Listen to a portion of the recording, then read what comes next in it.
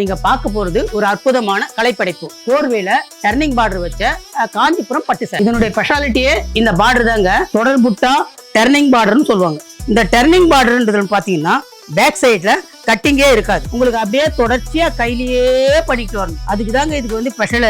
மலை பார்டர்ல வந்து தாழம்பூர் ரேக்கு பண்ணியிருக்கோம். தாழம்பூர் ரேக்கு மலை பார்டர்ல பண்ணிருக்கிறது ரொம்ப கஷ்டமான காரியம்.